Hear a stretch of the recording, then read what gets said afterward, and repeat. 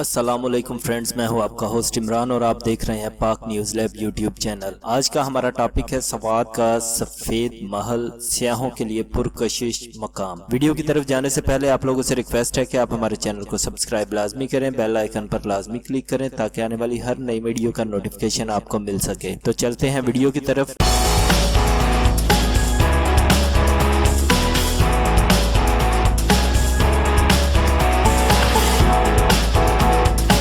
سوات کے ملکوتی حسن کا ہر کوئی متعارف ہے۔ یہی وجہ ہے کہ چھٹیوں پر پاکستان کے شمالی علاقہ جات کی سیر کو جانے والے یہاں کچھ وقت لازمی گزارتے ہیں۔ پہاڑوں کے درمیان گھری اس خوبصورت وادی میں ایک پہاڑی مقام مرغزار ہے جو اپنے قدرتی حسن اور معتدل موسم کی وجہ سے جدا گانہ حیثیت رکھتا ہے۔ سعیدو شریف سے 13 کلومیٹر اور منگورہ سے تقریباً 12 کلومیٹر کی مسافت پر واقع اس علاقے میں ایک تاریخی سفید محل آج بھی اپنی شان و شوکت کے ساتھ موجود ہے۔ پہلے اس کا نام سواتی تاج محل رکھا گیا، پھر اسے موتی محل کہا گیا اور آخر میں اس کا نام تبدیل کر کے سفید محل کر دیا گیا۔ جدید ریاست سوات کے بانی میاں گل عبد الودود المعروف بادشاہ صاحب نے 1930 کی دہائی میں مرغزار کے حسن کو چار چاند لگانے والے اس محل کی تعمیر کا فیصلہ کیا جو کہ 1941 میں مکمل ہوا۔ محل کا نقشہ بیلجیم کے ایک انجینئر نے بنایا تھا۔ سطح سمندر سے 7000 فٹ بلندی پر بنائے گئے اس محل کا رقبہ تقریباً 1800 مربع گز ہے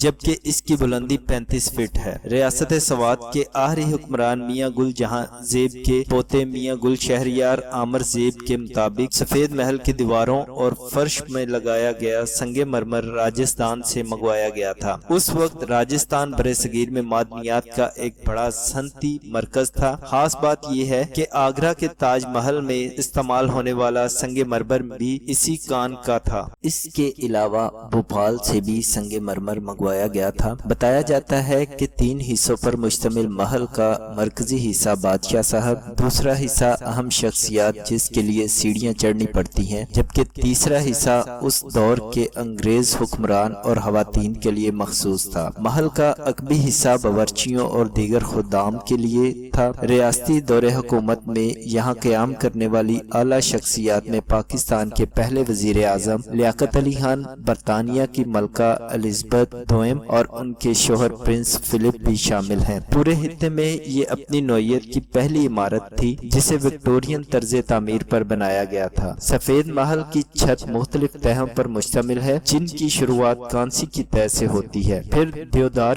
لکڑی کی تہ، چونے کی تہ، مٹی کی تہ اور بیرونی سمت لوہے کے ساتھ دیودار کی تہ۔ چھت میں استعمال ہونے والا کانسی بیلجیم سے درآمد کیا گیا تھا جبکہ اس کی تعمیر کے لیے ترکی سے کاریگر آئے تھے۔ عمارت میں لگائے گئے برقی آلات اور چھت میں لگنے والے پنکھے جو آج بھی کام کرتے ہیں انگلستان سے منگوائے گئے تھے۔ چھت کی اونچائی کی وجہ سے گرمی نہیں ہوتی اور محل کو بھی اضافی قوت فراہم ہوتی ہے۔ محل کی تعمیر میں سیمنٹ کی جگہ چونے کو تعمیراتی مواد کے طور پر استعمال کیا گیا۔ سبزہ زار میں گھرے سفید محل کا حسن دیکھنے والوں کو اپنی جانب کھینچتا ہے۔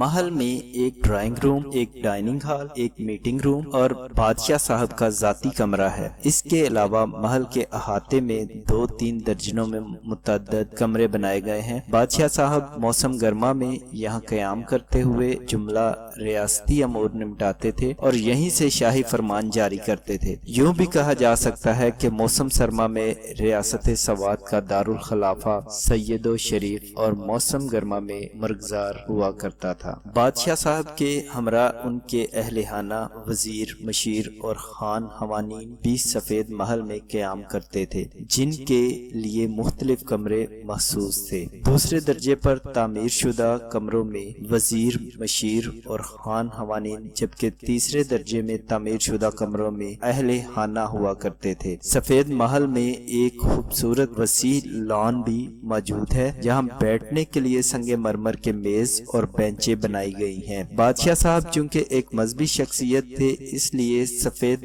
محل کے کھلے حصے میں کونے پر ایک مسجد بھی بنائی گئی۔ بادشاہ صاحب یہاں وزیروں، مشیروں اور خوانین کے ساتھ باجماعت نماز پڑھنے کو ترجیح دیتے اور قرآن کریم کی تلاوت کیا کرتے تھے۔ کہا جاتا ہے کہ وہاں ایک ہائیکنگ ٹریک بھی تھا جس پر بادشاہ صاحب اپنے رفقا کے ہمراہ ہائیکنگ کیا کرتے تھے۔ یہاں چنار کا ایک 200 سال پرانا درخت بھی موجود ہے جو وسیع حصے کو سایہ فراہم کرتا ہے۔ اس کے ساتھ پانی کا ایک چشمہ بھی ہے۔ جب تک بادشاہ صاحب زندہ رہے یہ محل بھی آباد رہا۔ یہاں ملکی اور غیر ملکی مقتدر شخصیات اور مہمانوں کی آمد و رفت جاری رہی۔ 1971 میں بادشاہ صاحب کے انتقال کے چند سال بعد عمدہ طرز تعمیر کے اس نمونے کو سیاحتی مقام میں تبدیل کر دیا گیا، تاہم کچھ عرصہ گزرنے کے بعد اسے باقاعدہ ایک ہوٹل کا درجہ دیا گیا۔ اب یہ محل تاریخی حیثیت، اعلیٰ طرز تعمیر اور قیام کی وجہ سے سیاحوں کی پسندیدہ منزل ہے۔ یہاں بادشاہ صاحب کا ذاتی کمرہ اب بھی اپنی اصلی حالت میں موجود ہے۔